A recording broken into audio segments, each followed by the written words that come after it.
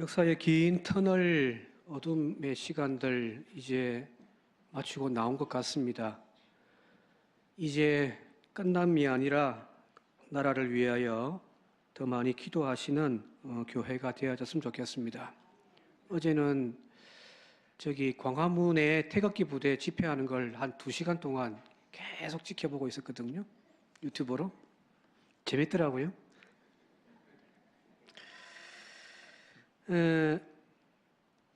하나님이 하신다라고 하는 생각 다시 한번 더 가져보게 되어집니다. 불안했지만 또 염려도 많았지만 이 나라를 사랑하시고 이 나라를 바른 길로 인도해 가시는 하나님 믿고 우리가 가야 할 길을 한 걸음 한 걸음 걸어가는 우리 모두가 되어질 수 있기를 바랍니다. 오늘 읽은 성경 본문 말씀에 교회는 세상의 빛이요 세상의 소금이다라고 우리에게 선언해 주고 계십니다.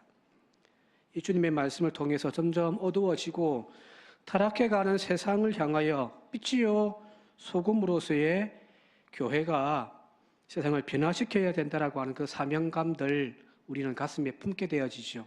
그죠? 세상을 변화시키자. 참으로 우리의 가슴을 벅차게 만드는 말입니다.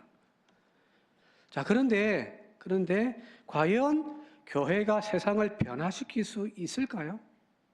오늘 제목 자체가 이제 그거예요. 과연 세상을 향하여 교회가 변화시킬 수 있을까? 특히 요즘 같은 시대에 과연 교회가 세상을 변화시킬 수 있을까라고 하는 이 물음에 대해서 우리 스스로 묻는다면 부정적인 생각을 참 많이 하게 되어집니다. 세상을 변화시키겠다라고 하는 교회를 향하여 오히려 세상은 너희 때문에 못 살겠다라고 말을 합니다. 제발 설치지 말고 가만히 좀 있으라고 이야기를 하잖아요. 그죠? 어제 광화문 집회 봤다고 했잖아요. 예배를 또 쫙 드리거든요. 목사님들 쫙 나가가지고 또 목사님이 막 마이크 잡고 시끄럽게 뜨더니까 저기서 막 뭐라고 했던 모양이에요. 근데 이 목사가 갑자기 막 조용히 해라 이씨 예배도 아니고 뭐도 아니고 그래요. 세상이 지금 우리 보고 뭐라고 이야기하냐면 조용히 좀 해라는 거예요. 좀 시끄럽다고. 이제 우리는 이 질문을 던져봐야 합니다. 과연 교회가 세상을 변화시킬 수 있을까? 이 무림에 대한 지혜를 소개해주는 유명한 책이 있어서 하나 소개하도록 할게요. 미국에서 나온 책인데 우리나라에서 번역되어서 나왔습니다.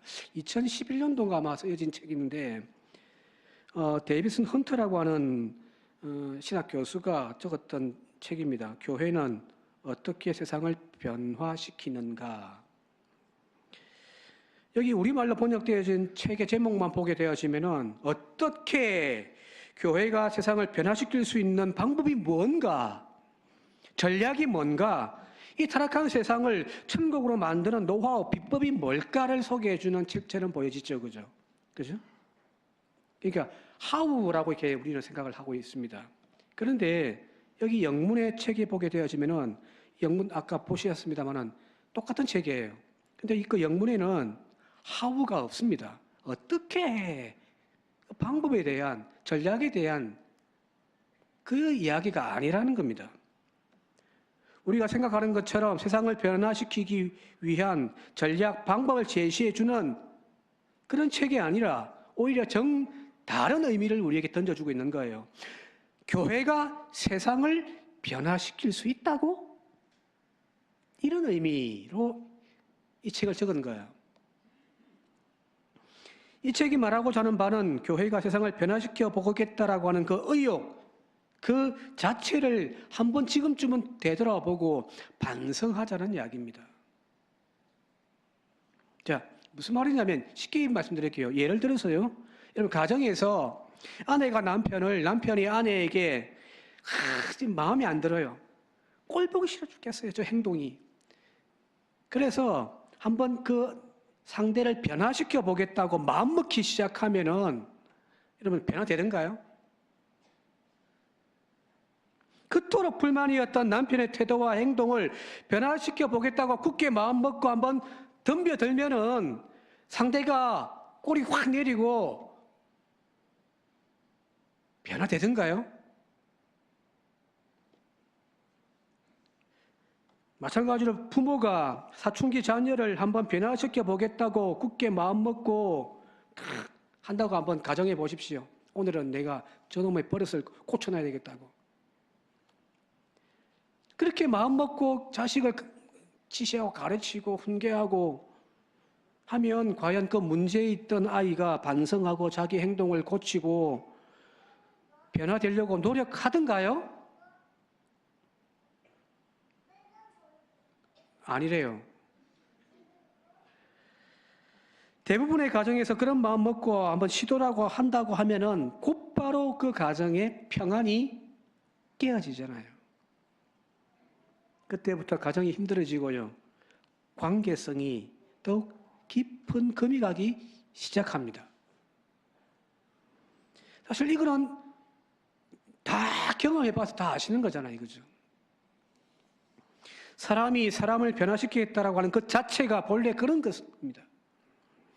내가 내 자신도 변화시키지 못하면서 어떻게 내 남편을, 내 아내를 변화시켜 보겠다라는 거예요. 나도 내 자신을 컨트롤하지 못하고 나도 나를 변화시키지 못하면서 어떻게 내 자녀를 변화시켜 보겠다라고 할 수 있냔 말이에요. 더 확대해 보면요. 내 가족도 변화시키지 못하는데 어떻게 피 한 방울 섞이지 못한 타인을 변화시킬 수 있으며 더 넓게는 세상을 변화시킬 수가 있냔 말이거든요. 그죠? 지금 한국 교회가 바로 이런 모습이 아닌가 싶습니다. 나 자신도 변화되지 못해서 오히려 내 내부에서부터 썩어가고 있는데 그런 교회가 세상을 변화시키겠다고 목소리를 높이고 앉아 있으니 이런 교회를 향하여 세상이 뭐라고 하시는지 아십니까? 뭐라고 하게요? 니나 잘하시오.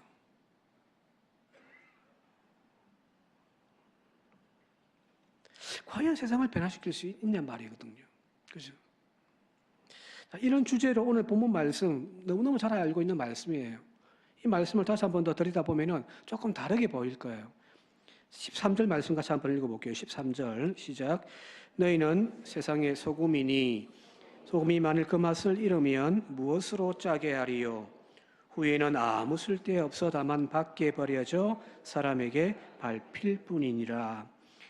예수님의 이 말씀에서 우리가 지금까지 눈여겨보았던 대목이 뭐냐면 너희는 세상의 소금이다. 그죠? 그래서 우리는 이 썩어져가는 세상, 타락해져가는 세상, 죽을 맛만 나는 이 세상 속에서 세상을 변화시킬 수 있는 그 맛을 내는 소금이야. 우리는 그렇게 이 말씀을 받아들입니다. 그런데 이 구절의 말씀을 지금까지의 관념을 조금 내려놓고 다시 한 번 더 보게 되어지면은 너희가 세상의 소금이요, 너희가 세상의 빛이니, 너희가 세상을 변화시키라고 하는 그런 주님의 말씀과 의도도 있지만, 그러나 주님의 말씀의 요지는 오히려 그 반대예요. 너희는 세상의 소금이다 라고 하는 이 앞부분도 주님이 우리에게 강조하시지만은, 그러나 그 뒤에 나오는 이제 쭉 길게 나와 있는 부분들이 예수님이 하고 싶은 말씀이 아닌가라는 겁니다. 너희는 세상을 변화시킬 소금이다. 너희는 썩어져가는 세상을 밝힐 빛이다. 자, 그런데 소금이 만일 그 맛을 잃으면 후에는 아무 쓸데없어 다만 밖에 버려져 사람들에게 밟힐 뿐이다라는 겁니다. 주님의 포커스가 뭘까요? 너희는 세상의 소금이다일까요? 아니면 소금이 그 맛을 잃어버려서 밖에 버려지고 사람들의 발에 밟힐 뿐이다라고 하는 이 말씀의 포커스가 있을까요? 제가 봤을 때는 후반부인 것 같아요. 쉽게 13절 말씀을 다시 한번 더 이렇게 쉽게 좀 풀어서 이야기하자면은 너희는 내가 세상을 좀 살맛나게 하기 위하여 세운 세상의 소금이다. 그런데 이 소금인 너희가 그 맛을 잃어버리면 아무 쓸데가 없어져 버리고, 그래서 세상으로부터 버림받고 사람들에게 밟힐 뿐이야 라는 겁니다. 우리가 소금이라고 다 맛을 내는 것이 아니라는 이야기입니다. 그리고 그런 맛을 잃어버린 소금으로는 세상을 우리가 변화시킬 수 없을 뿐더러 오히려 세상으로부터 외면당하거나 버림받아서 세상으로부터 밟힐 뿐이다라는 이야기거든요. 남편의 변화, 자녀들의 열심히 있는 믿음 생활을 위해서 간절히 기도하고 또 그 애절한 마음으로 충고하는 것이 나쁘다는 이야기가 아니에요. 우리가 세상에 나가서 불의한 세상을 향하여 정의를 외치고 하는 것들이 나쁘다는 것도 아니에요. 그렇게 해야죠, 그죠?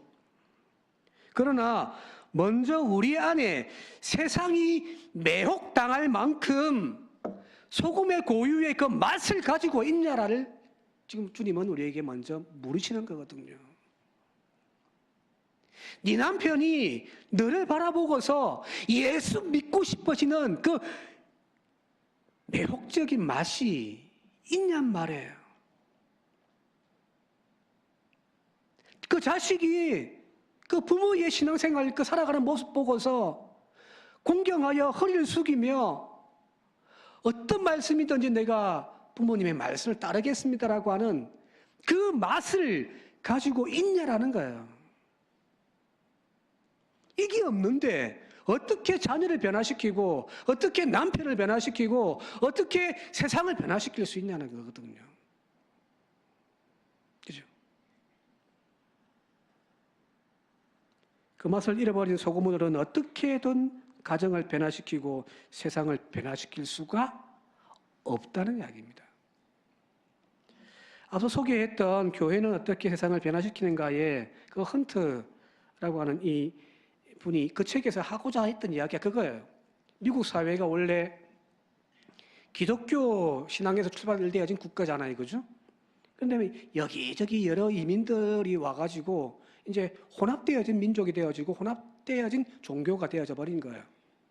기독교인들이 봤을 때 이렇게 타락한 세상을 바라보면서 이 미국 사회를 다시금 처음에 그 기독교 정신으로 하나님의 나라로 변화시켜야 되겠다라고 하는 그 열정들이 보수주의자든 진보주의자든 혹은 세상은 관심 없어 우리끼리 잘 살아야 돼 하는 어떤 제세라파라든지 그런 사람들이 모두가 다 세상을 변화시키고자 노력했다라는 겁니다.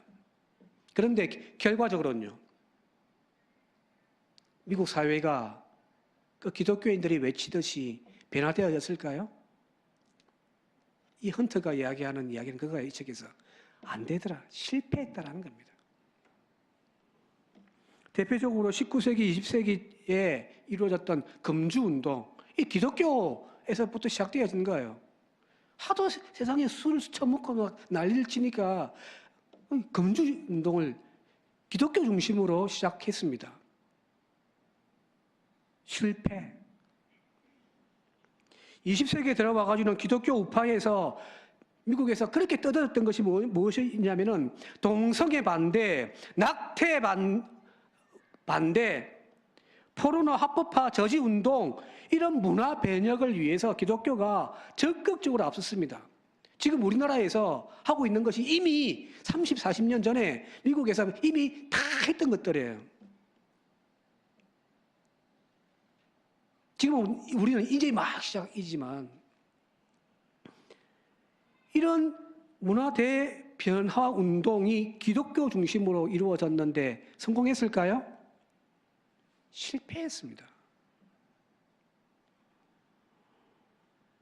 복음주의 부흥운동이 문화의 흐름을 한번 바꿔보려고 또 노력했습니다. 대부흥운동을 이렇게 보려고 했는데 사회가 바뀌어졌냐? 아니에요.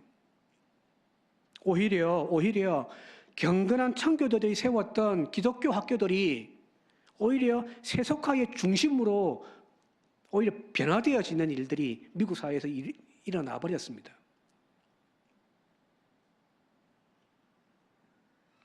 자, 그러면서 이 책에서 이 헌터 교수가 뭐라고 이야기하냐면은 이 실패의 근본 원인이 무엇일까를 찾아본 거예요. 너희는 세상의 소금이야, 너희는 세상의 빛인데, 그래서 세상을 한번 바꾸어야 된다라고 기독교인들이 그렇게 오랜 세월 동안 이야기를 하며 달려왔는데 결과적으로는 실패했단 말이에요. 왜 실패했지? 를 묻는 거예요. 그 첫 번째가 뭔지 아십니까? 뭘까요? 교만입니다. 누군가를 변화시키겠다라는 마음을 갖는 그 자체가 뭐냐면 나는 맞고 너는 틀렸다라는 거예요. 남편을 변화시키겠다라고 하는 그 마음의 근본 뿌리는 뭐냐면 너는 틀렸단 말이에요. 그러니까 변화시키려고 하죠. 그죠? 자식을 향해서도 마찬가지고 교회가 세상을 향하여 말할 때도 마찬가지예요. 세상의 변화를 외칠 때에 그 근본 바탕에는 뭐가 있냐면은 나는 맞고 너는 틀렸어. 나는 의롭고 너희는 죄인이야. 이것 자체가 바로 교만입니다. 우리 가정에서 일어나는 일들을 가만히 한번 살펴보십시오. 내 남편이, 내 아내가, 내 자녀가 변화되기를 위하여 그렇게 새벽마다 눈물을 흘리며 기도를 하잖아요. 그죠? 그죠? 그리고 그런 변화를 간절하게 갈망하면서 하나님 변화시켜 달라고 또 바라볼 때마다 저 인간 언제 변하나 언제 변하나 하는 그 마음에 나의 마음에 깊은 곳을 한번 가만히 들여다보면은 거기에 무엇이 자리 잡고 있냐면 이거예요. 나는 맞고 너는 틀렸어.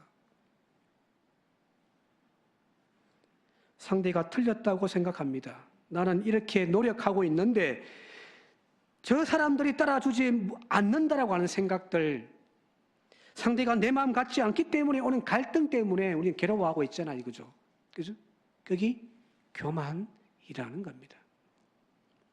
이런 교만의 마음으로 상대를 대하고 변화시키겠다고 덤벼드니 어떻게 변화가 일어나겠냐는 이야기입니다.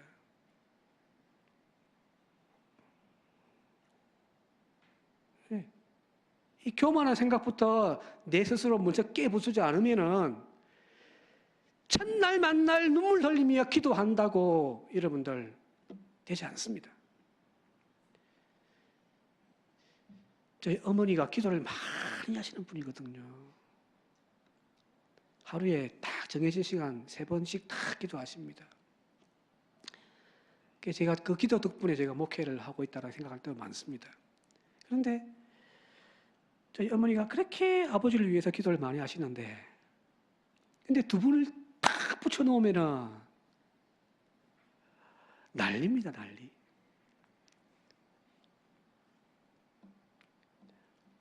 둘이서 못 잡아먹어가지고 막 난리예요. 이따가 막 제발 좀 하지 말라고 좀 그래서 붙어 있으면 안 된다고 좀 떨어지라고 막 그렇게 기도하면 뭐예요? 내 마음속에 도사리고 있는 저희 사람은 안 된다라고 하는 그 마음이 뿌리채 뽑히지 않으면은 여러분들 그 기도는 역사하지 않습니다. 세상이 저렇게 악해서 세상을 변화시키자라는 이 말이 왜 나빠요? 그런데 왜 기독교인들을 통하여 세상이 변화되지 않을까요? 기독교인들이 교만하기 때문입니다. 진정한 가정의 변화, 상대의 변화를 우리가 꿈꾼다면 우리가 가져야 할 지혜가 베드로서를 통해서 우리에게 주어지고 있는데 같이 한번 읽어보도록 할게요. 베드로전서 3장 1절에서 2절입니다. 함께 읽겠습니다. 시작. 아내들아 이와 같이 자기 남편에게 순종하라. 이는 혹 말씀을 순종하지 않는 자라도 말로 말미암지 않고 내 아내의 행실로 말미암아 구원을 받게 하려 함이니 너희의 두려워하며 정결한 행실을 보임이라.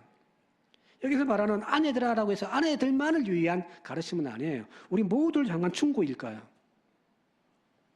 여기 상대를 변화시키고 구원으로 이끌어가는 그 비결을 뭐라고 이야기하냐면은 말로 말미암지 않고 첫날 만날 잔소리 한다고 변화되지 않습니다. 옆 사람이 자기 남편을 허리 콕 찌르지 말고 지금 말 갖고 하는 거 아니에요? 그 상대의 행실로 말미암는다라고 이야기를 하고 있습니다. 그죠? 그러면서 2절에 보니까 너희의 두려워하며 정결한 행실을 보임을 통하여 상대의 변화를 이끌어낼 수 있다는 거거든요. 자, 여기서 말하는 두려움이라는 게 뭘까요? 정결한 행실이 뭘까요? 이 두려움이 이 헬라어 원문을 찾아보니까 헬라어로 포보스라고 되어 있습니다. 포보스. 근데 이 포보스라는 단어가 좀 익숙한 단어 중에 뭐가 있냐면은 그 심리학에서 공포증 있잖아요, 그죠? 그걸 뭐라고 하죠? 포비아라고 하거든요. 심리학에서 포비아라는 단어가 있습니다. 이게 공포증이에요. 이 포비아라는 단어가 바로 이 포버스에서 나온 거예요. 이 두렵고 떨리면. 자, 그런데 여기서 말하는 두려워하는 마음, 그건 공포는 아니겠죠, 그죠? 남편 볼 때마다 무서워가지고 막 벌벌 떨고, 그래서 막 จี้하나 말 한마디에 그냥 순종하는 그게 아니에요. 여기서 말하는 두려움이란 공포가 아니라 사실은 존경입니다. 아내들이 혹은 남편이 그 아내를 향하여 혹은 부모가 그 자식을 향하여 변화를 이끌어내는 그 원동력 중에 하나가 뭐냐면 존경심입니다. 저 인간 저거 언제 인간 될까 하는 그 불평의 마음, 너는 틀렸어라고 하는 그 마음, 교만의 마음으로 상대를 변화시킬 수가 없단 말이에요. 진정한 변화는요, 상대에 대한 존경심에서부터 시작되어진다는 겁니다. 100마디 말이 상대를 변화시키는 것이 아닙니다. 세상을 변화시키겠다고 교계가 정책을 만들고 정당을 만들어서 세상을 변화시키겠다고 해서 세상이 변화되는 것이 아니란 말이에요. 상대를 나보다 낮게 높게 여기는 마음, 그 공경의 마음, 존경하는 그 마음에서 여러분들 상대는 변화되기 시작한다는 겁니다. 가정에서 여러분들 변화되어야 할 부분들이 있다고 한다면은 눈물로 기도하면서 저 인간 변화시켜 달라고만 기도하지 마시고 먼저 기도할 것이 뭐냐면 하나님, 저부터 변화시켜 주십시오. 무슨 변화요? 이 교만의 마음부터 뿌리 뽑아 주시고 그 상대를 바라보는 내 눈에 하나님 두려워하는 마음, 존경하는 마음 심어 주십시오. 라고 기도하는 저와 여러분들 되시길 바랍니다. 그러다 보면 어느 순간부터 여러분들 상대의 눈빛이 말투가 변화되어져 가기 시작할 줄 믿습니다. 교회가 세상을 향하여 죄인이라고 정죄하고 나서는 그 모습들이 아니라 정말 세상을 사랑하는 마음으로 품는다면 세상은 교회를 향하여 귀 기울이기 시작하게 되어질 줄 믿습니다. 여기서 우리가 믿음의 조상 아브라함의 이야기를 좀 깊이 좀 들여다볼 필요가 있는데요. 아브라함이라는 사람, 자, 전 세계에서 지금 한 80억 정도가 지금 전 세계 인구인데, 자, 여기에서 전 세계 24억 크리스찬들, 여기에는 뭐 가톨릭도 개신교도 다 포함해서요. 24억이 크리스찬들이고요. 그리고 16억 무슬림들, 이슬람교를 믿고 있는 그 16억의 인구들, 그리고 또 1,300만 명의 유태인들이 공통으로 모두가 존경하는 인물 중에 하나가 누구냐면 아브라함입니다. 그죠? 14억, 16억, 이 다 합치면 40억이거든요. 인구의 절반이 존경하는 인물. 그 인물이 바로 아브라함입니다. 자, 그렇다면 아브라함은 도대체 어떤 사람이었기에, 어떤 업적을 남겼기에 오늘날 전 세계의 절반이 믿음의 조상으로 고백하고 존경하며 따르고자 하고 있을까요?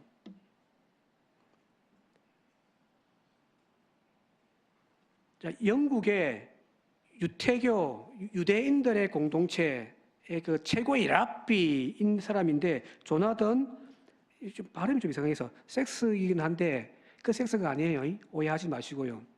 조나던 섹스라고 하는 이 유태인 랍비가 뭐라고 이야기했냐면 이런 말을 했습니다.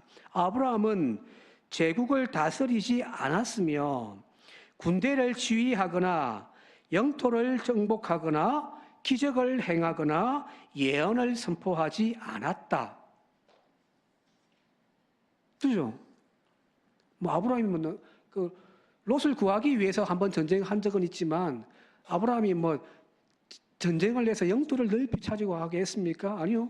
자기 와이프 죽었는데 땅 한 평 없어가지고 막벨라 굴을 돈 주고 살 정도였으니까. 어떤 뭐 큰 기적을 일으키고 그죠? 한 것도 없잖아요. 예언한 것도 없단 말이에요.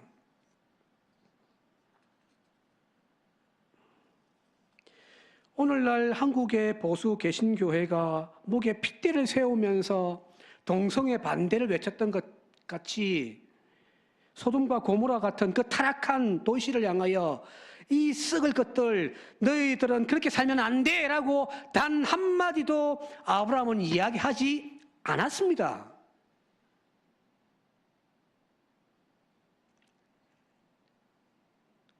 소돔을 보고서 저 하나님, 저 성적으로 타락한 저 도시를 하나님 심판하여 주십시오. 그런 기도 한 번 하지 않았습니다. 오히려 반대로 그 도시를 하나님 심판하지 말라고 몇 번을 간구하며 기도하지 않았습니까? 그런데 왜 이런 아브라함이 오늘날 전 세계 절반에 존경받고 추앙받는 믿음의 조상으로 우뚝 설 수 있었을까? 다시 한번 말씀드리면 힘으로 정복한 것도 아니고 큰 업적을 만들어낸 것도 아니고 모든 사람들의 시선과 눈을 사로잡는 기적을 행한 것도 아니고 누군가를 가르치면서 도덕적인 선생으로 자리 잡았던 것도 아닌데 왜 아브라함은 그렇게 모든 사람들에게 존경받는가? 한 가지입니다. 그냥 하나님 앞에서 신실하게 산 것밖에 없습니다. 하나님 앞에서 매일매일의 신앙의 길을 신실하게 그냥 뚜벅뚜벅 걸어간 것밖에 없습니다. 무언가를 변화시키겠다고 세상의 악과 싸워서 하나님 나라 세우겠다라고 하는 그런 의지도 그런 또 대단한 업적도 그에게는 없었지만 날마다의 삶 속에서 하나님과 동행하며 하나님의 뜻 가운데서 살고자 하는 그 믿음의 삶을 살아가는 그 모습을 보고서 세상 사람들이 뭐라고 이야기하냐면은 하나님이 당신과 함께 하심을 우리는 알고 있다라는 겁니다. 그게 믿음의 조상들의 삶이었습니다. 아브라함을 향하여서 세상 사람들이 그렇게 이야기했고요. 이거 뭐 제 이야기가 아니라 한번 찾아볼게요. 창세기 26장입니다. 창세기 26장 28절 함께 읽어볼게요. 시작. 그들이 이르되 여호와께서 너와 함께 계심을 우리가 분명히 보았으므로 우리의 사이 곧 우리와 내 사이에 맹세하여 너와 계약을 맺으리라. 이 이야기는 무슨 이삭의 이야기예요. 이삭이가 그라이 갔다가 뭐 부유해지니까 시기 받아가지고 쫓겨나 버리잖아요. 그런데 그 그랄에 아비멜렉 왕이 찾아온 거예요. 찾아와서 우리와 언약을 맺자. 서로 상호 불가침 조약을 맺자. 그 하면서 뭐라고 이야기했냐면은 여호와께서 너와 함께 계심을 우리가 보았다라는 겁니다. 요셉도 마찬가지잖아요. 노예로 잡혀갔던 그 요셉이 그 주인 보디발이 봤을 때, 감옥에서 그 간수장이 봤을 때, 또 바로 왕이 그의 모습을 보고서 뭐라고 이야기하냐면 이렇게 이야기를 해요. 창세기 39장 3절 같이 딱 읽어볼게요. 시작.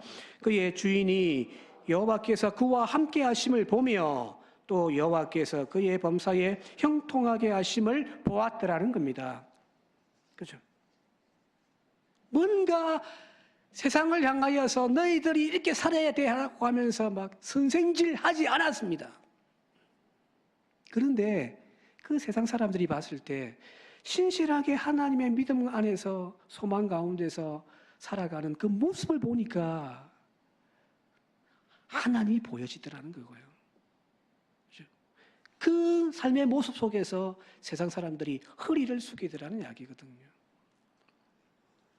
오늘 이 지혜가 저와 여러분들 가운데 있기를 바라고 오늘 한국교회 가운데 있기를 바랍니다.